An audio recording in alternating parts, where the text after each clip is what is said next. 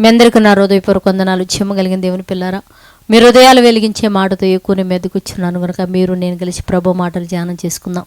రాత్రి కాలం నుంచి మిమ్మల్ని, మీ కుటుంబాలని, మమ్మల్ని, సంఘాన్ని జ్ఞాపకం చేసుకొని మనందరి ఎడల దేవుడు చేసిన ప్రతి మేలుకు ఉపకారములకై మంచి నిద్రని, ఆరోగ్యమును దయచేసిన దేవుడికి, మన ప్రభు మన రక్షకుడు యేసుక్రీస్తు వారి నామములో శిరస్సు వంచి వందనాలు తెలియజేసుకుంటూ, ఈరోజు మన హృదయాలను ఏ మాటలతో అయితే దేవుడు నింపబోతున్నాడు ఆ మాటలతో మన హృదయాలను నింపే ముందు చిన్న ఆరాధన చేసుకుని దేవుని మనం మహిమపరుద్దాం. దేవుని పిల్లలు ఆరాధన చేద్దాం. కళ్ళు మూసుకుంటే అందరూ ఆరాధనా స్తుతి ఆరాధనా ఆరాధనా దైవారాధనా.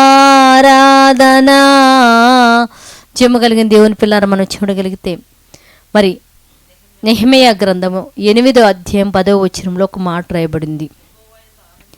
యెహోవా యందు ఆనందించడం వలన మీరు బలమును దురువని రాయబడింది. అంతే, యెహోవా యందు ఆనందించడం వలన మనకు బలం వచ్చిద్దా అంటే దేవుని పిల్లరా, నిజంగా బలం వస్తుంది. ఎప్పుడో తెలుసా, మీకు భయంకరమైన ఇరుకులు, ఇబ్బందులు వచ్చినప్పుడు, మనిషిని మనం ఆశ్రయించినప్పుడు, మనిషి దగ్గరికి పోయినప్పుడు ఆ మనిషి అది చెప్పి ఈ మనిషి చెప్పి వాళ్ళకు తోసిని చెప్పడం వలన ఇంకా మనం కృంగిపోయి బాధలోకి, శోధనలోకి వెళ్ళిపోయి ప్రమాదాలు ఉంటాయి. కానీ మనకి ఏదైనా ఒక శ్రమకాలం వచ్చినప్పుడు యెహోవా సన్నిధానమును గురించి కూర్చొని ఆయన దగ్గర మొరపెట్టగలిగితే ఆయన వలన పొందే బలం అద్భుతంగా ఉంటుంది. అది ఎవరు ఇవ్వలేరు.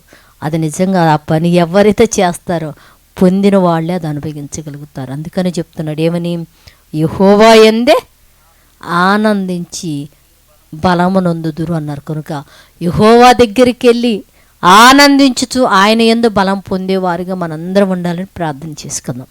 పరిశుద్ధుడా, చేయగలిగిన మా పరలోకపు తండ్రి, నైనా నీ కృప కలిగిన నామానికి వందనాలు. నైనా మేము నీ దగ్గరికి వచ్చి నైనా నీ యందు ఆనందించి బలము పొంది సమస్తం నీ వలన పొంది అనుభవించేవారుగా ఉండున్నట్లు కృపచూపమని ప్రతి బిడ్డను బట్టి నీ సన్నిధానంలో బ్రతిమలాడుకుంటూ తండ్రి, ఎంతమంది అయితే జూడిత సీజీసీని సబ్స్క్రైబ్ చేసుకొని చూస్తున్నారు వారు కుటుంబాలు ఒక్కసారి కృపతో జ్ఞాపకం చేసుకుంటుంది. వారు భూ సంబంధమైన ఏ పని చేస్తున్న చేతి పనిని మీరు ఆశీర్వదించి, వ్యాపారాలు తండ్రి వృద్ధి చేసి వారి చేతిని అభివృద్ధి దీవించి ఆశీర్వదించి మీరు మహిమ పొందమని మా రక్షకుడు నీ కుమారుడైన యేసు పరిశుద్ధ నామములో ప్రార్థన అడుగుతున్నాం తండ్రి, ఆమేన్. మీ అందరికీ నా హృదయపూర్వక వందనములు, ధన్యవాదాలు.